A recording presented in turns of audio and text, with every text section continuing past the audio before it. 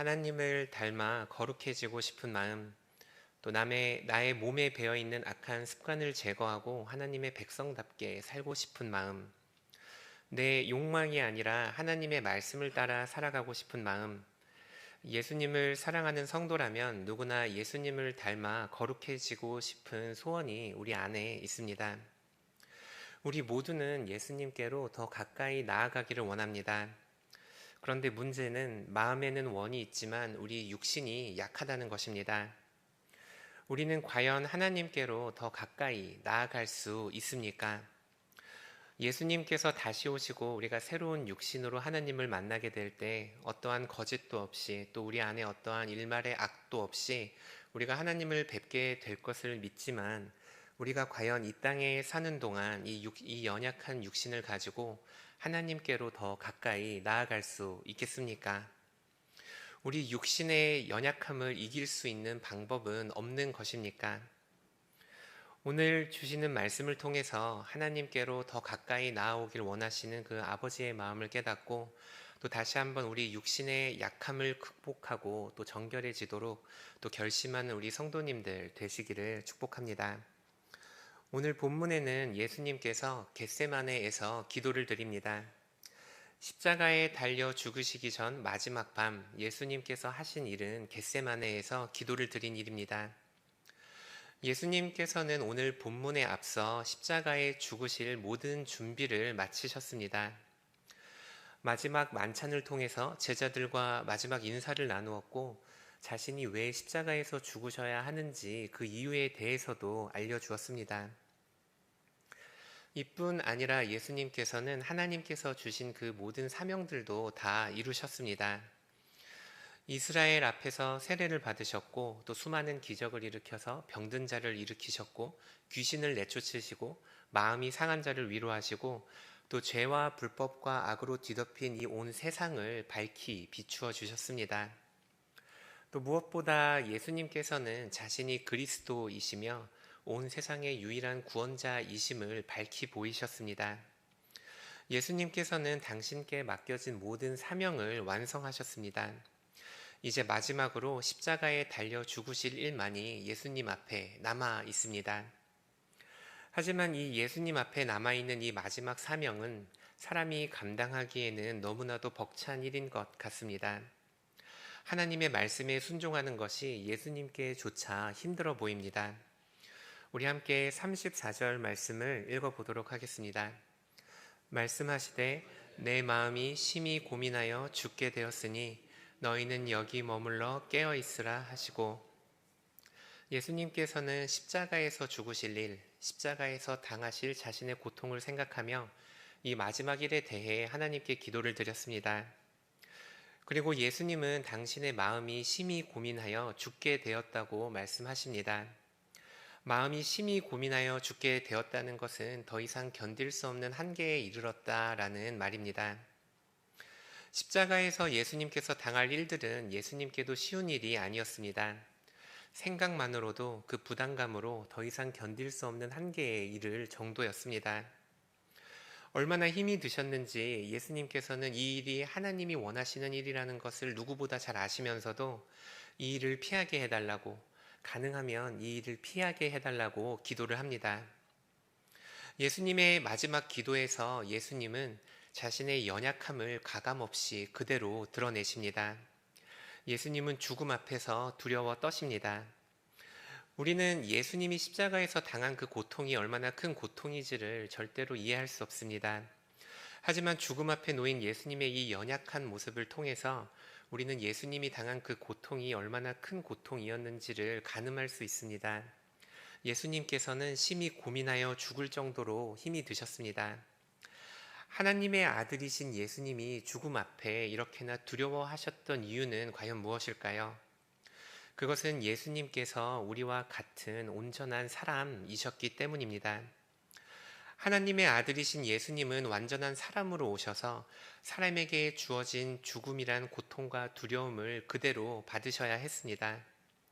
사실 예수님은 하나님의 아들이셨기에 누구보다도 이 죽음의 의미와 이 저주의 의미를 잘 아셨기 때문에 오히려 누구보다도 처절하게 이 죽음 앞에서 두려워하셨던 것입니다. 예수님에게 주어진 사명, 십자가에서 죽어야 하는 그 사명은 쉬운 일이 아니었습니다. 예수님은 모든 사람들의 죄를 떠안고 하나님의 진노를 그 연약한 몸에 받으셨습니다. 하나님과 단절되는 그 영원할 것 같은 고통 앞에서 예수님께서는 어찌하여 나를 버리시냐고 하나님께 울부짖으셨습니다. 예수님 앞에 놓여 있는 이 마지막 사명, 하나님이 주신 그 사명이 사람이 감당하기에는 너무나 어려운 일이었기 때문입니다. 예수님을 향한 하나님의 뜻은 분명했습니다.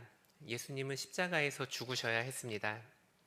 하지만 이 십자가에 놓여 있는 그 사명의 무게가 너무 무거워 예수님은 쉽게 하나님의 말씀에 순종하지를 못하십니다.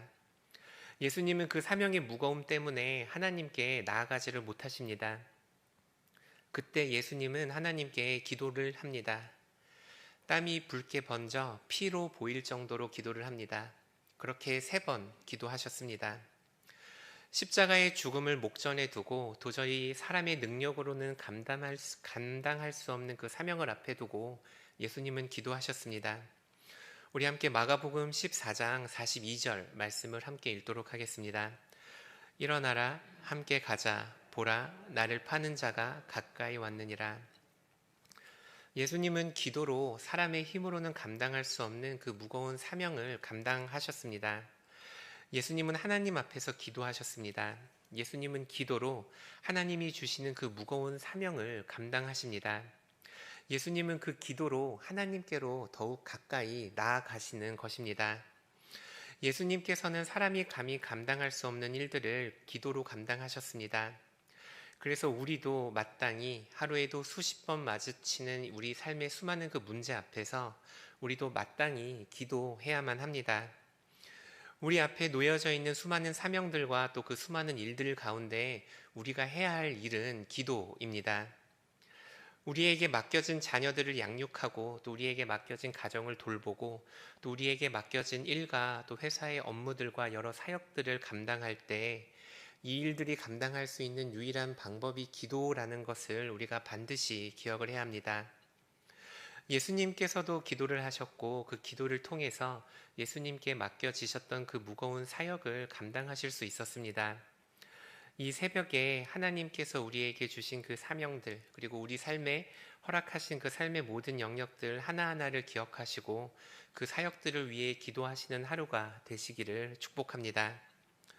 그리고 오늘 본문에서 우리가 한 가지 더 주목할 것은 기도하시는 예수님 옆에 있던 무리입니다. 예수님께서 겟세마네에서 땀이 피가 되도록 기도하셨을 때 그곳에는 예수님 외에도 깊은 잠에 빠져 있던 3명의 제자가 있었습니다. 이 제자들은 모두 예수님의 수제자로 알려진 제자들이었습니다. 그런데 예수님께서는 그 3명의 제자들 가운데 유독 한 제자에게 말씀하십니다. 우리 함께 마가복음 14장 37절에서 38절 말씀을 읽도록 하겠습니다. 돌아오사 제자들이 자는 것을 보시고 말씀하시되 시몬아 자느냐 내가 1시간도 깨어 있을 수 없더냐 시험에 들지 않게 깨어 있어 기도하라 마음에는 원이로되 육신이 약하도다 하시고 예수님께서는 이 3명의 제자들 중에 베드로에게만 말씀을 하십니다. 시험에 들지 않게 깨어있어 기도하라. 너의 마음에 원이 있지만 너의 육신이 약하다고 말씀하십니다. 예수님께서 베드로에게만 이 말씀을 하셨던 이유는 베드로에게 소원하는 바가 있었기 때문입니다. 우리 마지막으로 마가복음 14장 29절 말씀을 읽도록 하겠습니다.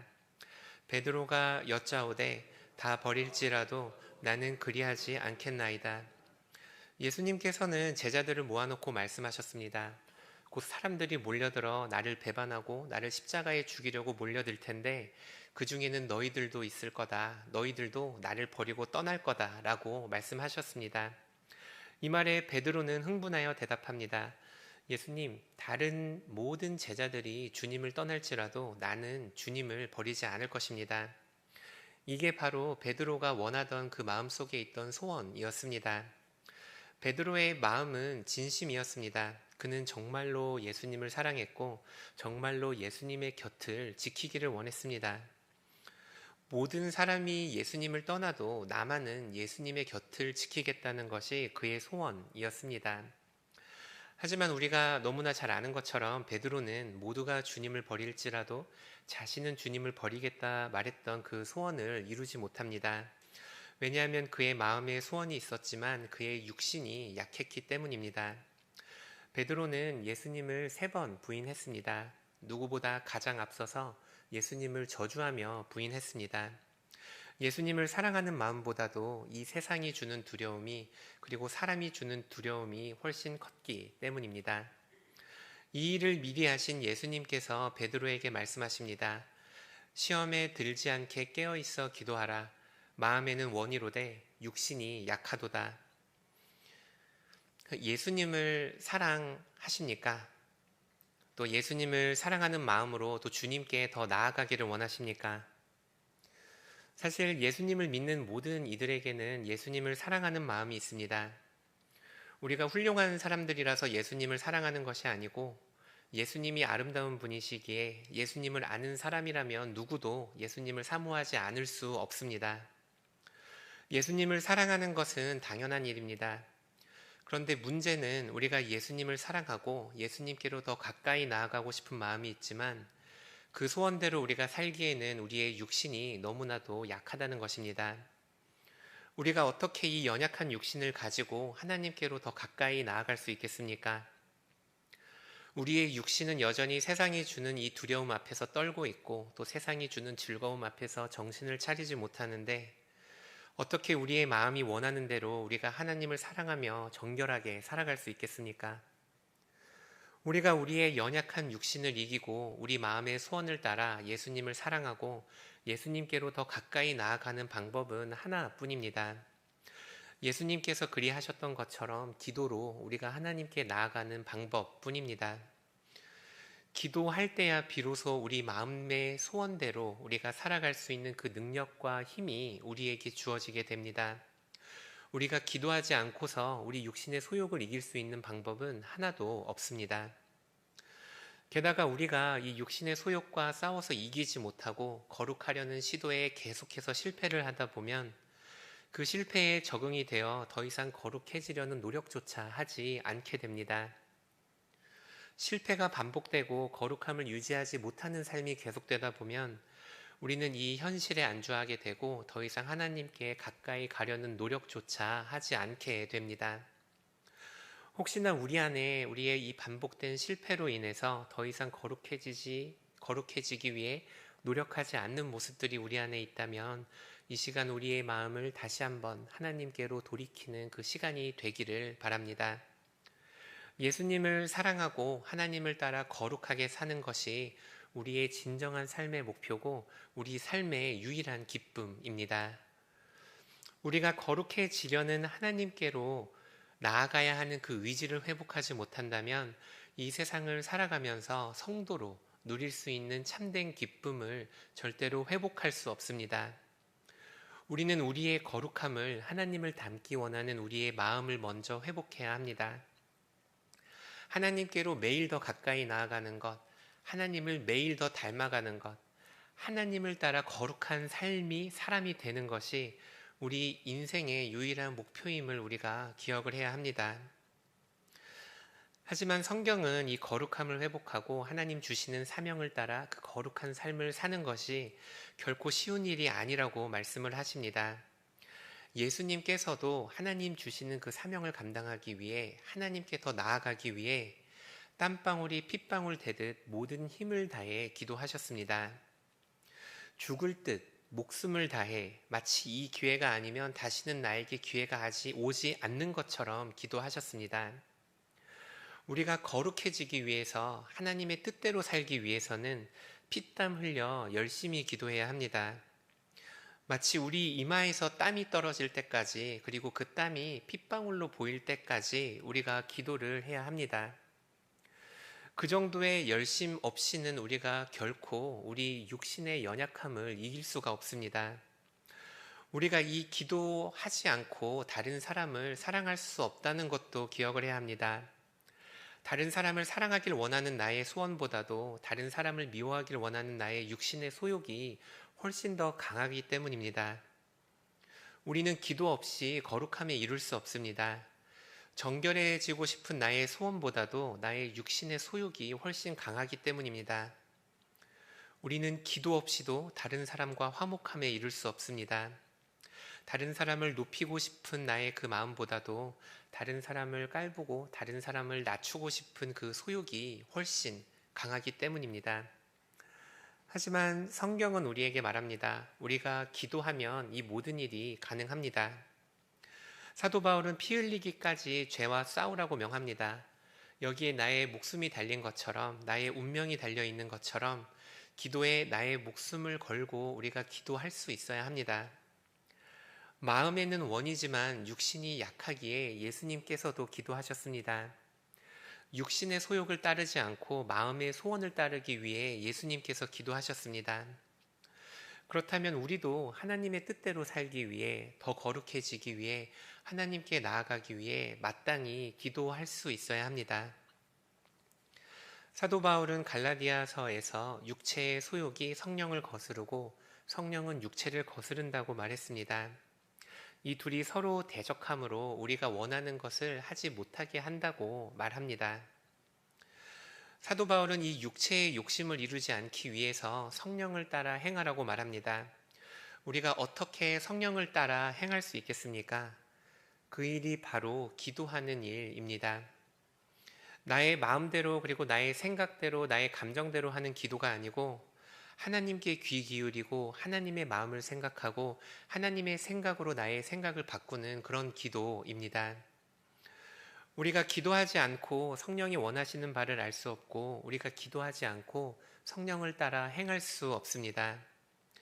우리 삶 가운데 우리가 하나님께로 나아가는 것을 방해하는 것들이 있으십니까? 우리 삶 안에 끊지 못하는 죄와 습관들이 있다면 이것을 어떻게 바꾸시겠습니까? 기도로 그 일과 싸우시는 성도님들 되시기를 바랍니다. 우리가 기도 없이는 거룩해질 수 없고 기도 없이는 하나님께 나아갈 수 없고 기도 없이는 하나님의 뜻대로 살 수 없습니다. 오늘 하루 이 기도를 통해서 우리 육체의 소욕을 따라 사는 삶이 아니라 하나님을 향한 소원을 따라 사시는 성도님들 되시기를 축복합니다. 우리가 기도할 때 우리의 마음의 소원대로 우리가 예수님을 더 사랑하게 되고 예수님께로 더 가까이 가는 그런 하루가 되리라 믿습니다. 주기도문으로 마치겠습니다. 하늘에 계신 우리 아버지, 아버지의 이름을 거룩하게 하시며 아버지의 나라가 오게 하시며 아버지의 뜻이 하늘에서와 같이 땅에서도 이루어지게 하소서. 오늘 우리에게 일용할 양식을 주시고 우리가 우리에게 잘못한 사람을 용서하여 준 것 같이 우리 죄를 용서하여 주시고 우리를 시험에 빠지지 않게 하시고 악에서 구하소서. 나라와 권능과 영광이 영원히 아버지의 것입니다. 아멘.